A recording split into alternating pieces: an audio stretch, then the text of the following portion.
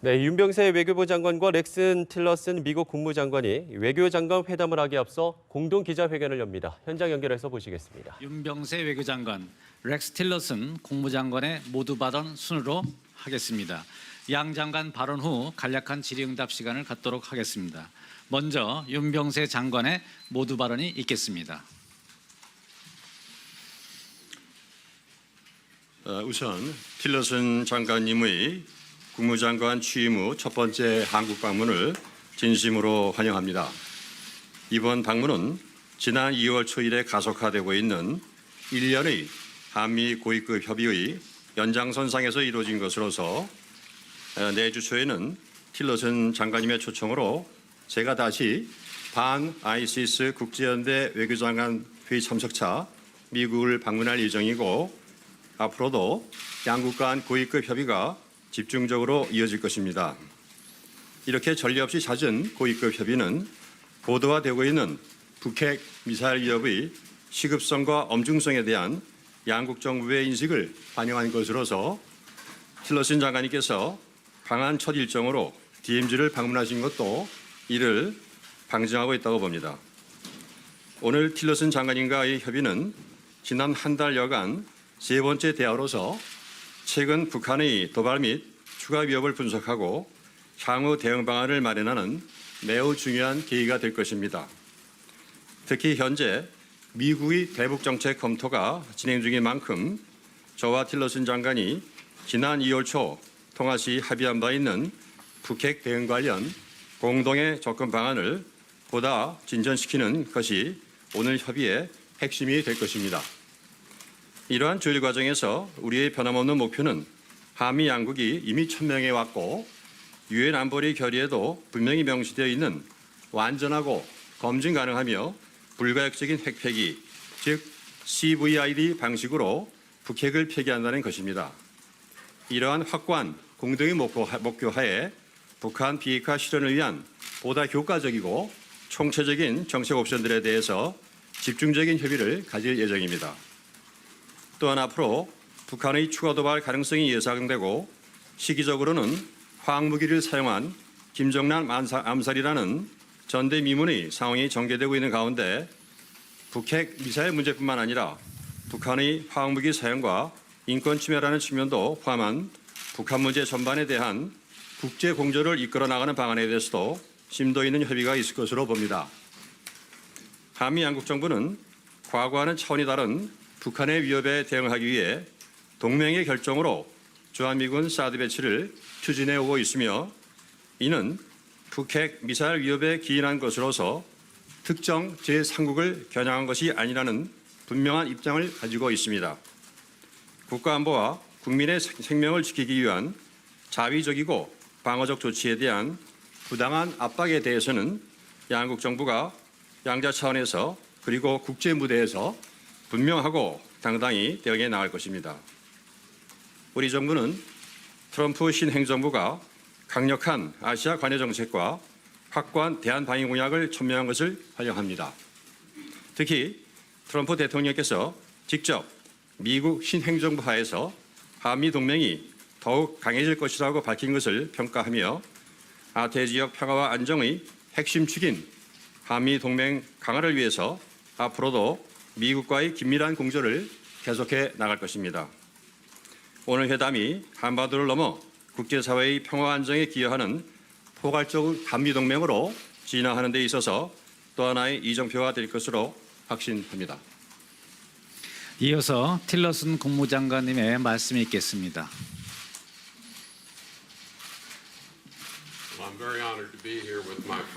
오늘 내 친구인 윤병세 장관님과 함께하게 돼서 매우 기쁘게 생각합니다. 그리고 또 황 대통령 대행 그리고 대한민국 국민들 한데 감사합니다. 지난 60여년간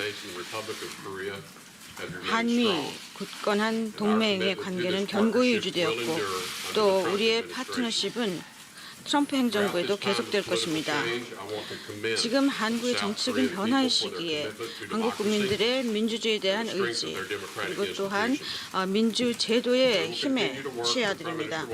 우리는 계속 황 대행님과 남은 임기 동안 협력할 것이고 또 한국민들이 선출하는 차기 대통령과 함께 협력할 것입니다. 한미 동맹은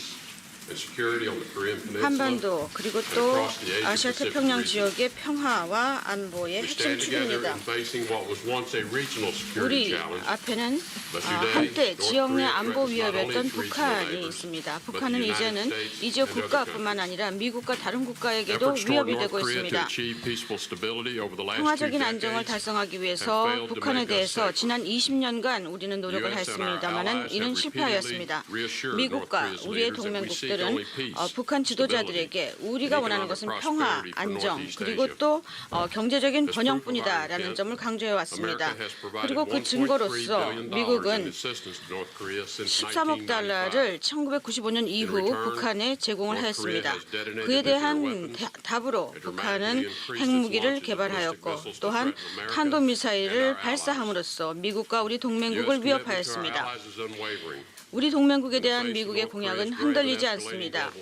북한의 심각하고 고조되는 이런 위협 때문에 나는 우리의 우방국들과 논의하여서 평화를 위한 새로운 길을 찾고자 합니다. 분명히 말씀드립니다. 전략적 인내라는 정책은 이제 끝났습니다.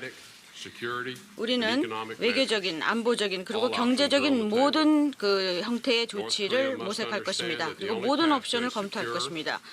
북한은 안전하고 또 경제적으로 번영되는 미래를 갖기 위해서는 핵무기, 탄도미사일 그리고 대량 살상무기 개발을 포기해야 된다는 점을 이해해야 되겠습니다. 또 우리는 모든 이 지역 국가 또 모든 국가들이 북한 정부가 좀 더 나은 노선과 또 자기 국민들을 위해서 나은 미래를 선택할 것을 촉구하기를 바랍니다. 미국은 우리 동맹국의 방어에 대한 의지를 굳건히 하고 있으며 또 포괄적인 그러한 능력을 활용하여서 북한 탄도미사일 위협에 대처할 것입니다. 그렇기 때문에 미국과 대한민국이 방어적인 조치인 태드 미사일 방어 시스템 배치를 결정했던 것입니다. 중국이 반대한다는 것을 알고 있습니다만은 그 한국에 대한 경제적인 보복 조치는 부적절하고 매우 유감스럽습니다. 우리는 중국이 이러한 행동을 자제할 것을 촉구합니다. 우리는 또 중국이 THAAD가 필요하게 만드는 그 위협, 다시 말해서 고조되는 북한 위협에 대처하기를 촉구합니다. 한미 동맹은 안보뿐만 아니라 핵심 원칙, 즉 강한 경제적인 파트너십, 그리고 깊은 인적 교류, 그리고 민주적인 가치를 기반으로 한 동맹입니다. 나는 지금까지 가진 생산적인 그러한 논의에 감사드리고 또 양국의 번영과 안보를 위한 미국의 지속적인 공약을 약속드립니다. 감사합니다. 예, 다음은 질의응답 시간을 갖도록 하겠습니다. 시간 관계상 한미 양측 기자단 2분씩 질의를 받도록 하겠습니다. 먼저 한국 기자단으로부터 질문을 받도록 하겠습니다. 예, 중앙일보 유지혜 기자 질문해 주시기 바랍니다. 예, 틸러슨 장관께 먼저 질문 드리겠습니다. 새로운 대북 접근법이 필요하다고 언급을 하셨는데. 네, 정부 서울청사에서 열린 윤병세 외교부 장관과 렉스 틸러슨 국무장관의 공동 기자회견 함께 보셨습니다.